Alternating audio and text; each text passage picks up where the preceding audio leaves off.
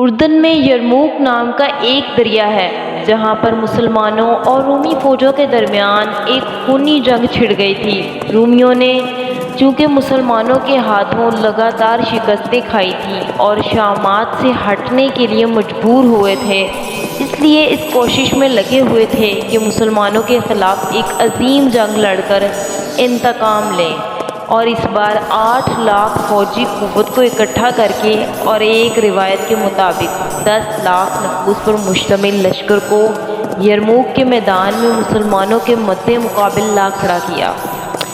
یرموک کی جنگ عمر بن خطاب رضی اللہ تعالیٰ عنہ کی خلافت کے دور میں 5 رجب سن 15 ہجری کو واقع ہوئی۔ یرموک کا میدان ہے، رومیوں کا بہت بڑا لشکر سامنے ہے۔ ابو عبیدہ کو اطلاع ملتی ہے کہ رومیوں کا 60,000 نصرانی عرب کا لشکر جنگ کے لیے آ گیا ہے۔ ابو عبیدہ بن جراح نے لشکر کو تیاری کا حکم دیا، پر خالد بن ولید نے پکارا، اے مسلمانوں، ٹھہر جاؤ، توقف کرو۔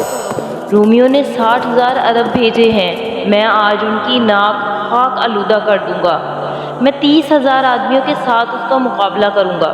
یہ بات سن کر سب مجاہد تعجب میں پڑ گئے کہ شاید خالد بن ولید خوش طبعی کے طور پر بات کر رہے ہیں۔ ابو سفیان نے پوچھا، کیا واقعی آپ 30 آدمی لے کر جائیں گے؟ تو خالد بن ولید نے کہا، ہاں واقعی میرا یہی ارادہ ہے۔ ابو سفیان نے کہا، مجاہدوں سے میری محبت کی وجہ سے میری درخواست ہے، تم 30 کی بجائے 60 آدمی لے جاؤ۔ ابو عبیدہ نے بھی تائید کی تو خالد بن ولید مان گئے۔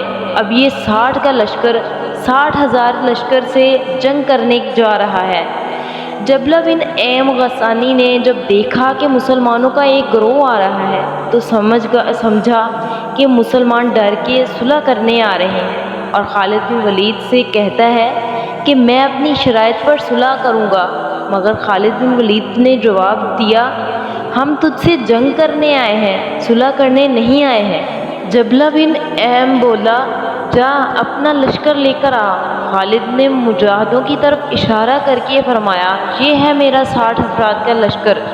جبلہ بن ایم نے کہا، میں نہیں چاہتا کہ عرب کی مائیں تانا دیں کہ جبلہ بن ایم نے 60,000 کے لشکر سے 60 آدمیوں پر چڑھائی کر دی۔ خالد بن ولید نے کہا، ہمارا ایک مرد تیرے 1,000 کے برابر ہے، تو حملہ کر، پھر دیکھ تیرا کیا حشر ہوگا، اللہ ہمارے ساتھ ہے۔ یہ بات سن کر جبلہ آگ بگولا ہو گیا اور اس نے لشکر کو حملے کا حکم دیا۔ 60,000 کا لشکر 60 افراد پر ٹوٹ پڑا اور چاروں طرف سے گھیر لیا۔ لگتا تھا کہ یہ سمندر ان کو بہا کر لے جائے گا، لیکن اسلام کے یہ شیر دل بہادر مجاہد اس سیلاب کے سامنے ڈٹے رہے اور تیز رفتار تلوار زنی کر کے دشمن کو پاس نہ آنے دیا۔ مجاہدین نعرہ تکبیر بلند کر کے ساتھیوں کو جوش دلاتے، مگر اس رومی لشکر کے شور میں یہ آواز دب جاتی۔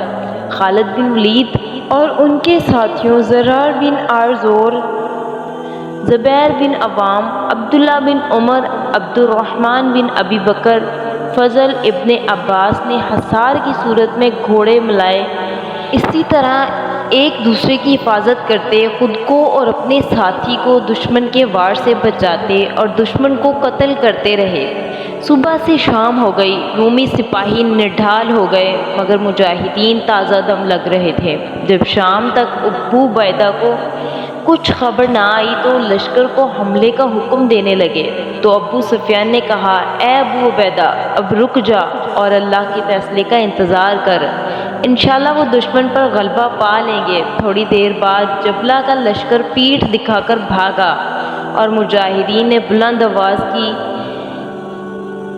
لا الہ الا اللہ وحدہ لا شریک لہ، لہ الملک و لہ الحمد وہو علی کل شیء قدیر۔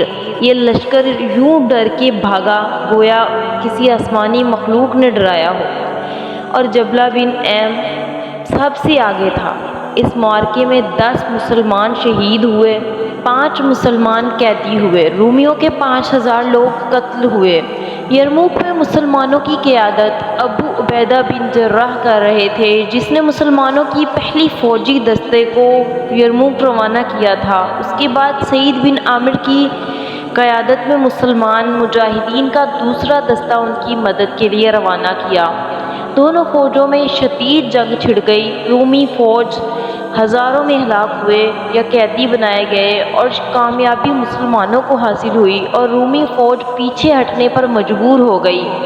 جب اس کی خبر رومی بادشاہ ہرقل کو دی گئی، جو کہ انطاکیہ کے شہر میں بیٹھ کر اپنی فوج کی سربراہی کر رہا تھا، خبر سنتے ہی وہ وہاں سے بھاگ کر قسطنطنیہ یعنی کہ استنبول ترکی چلا گیا اور بڑی حسرت کے ساتھ کہا، الوداع اے سرزمین شام، کتنی خوبصورت سرزمین دشمنوں کے ہاتھ لگ گئی۔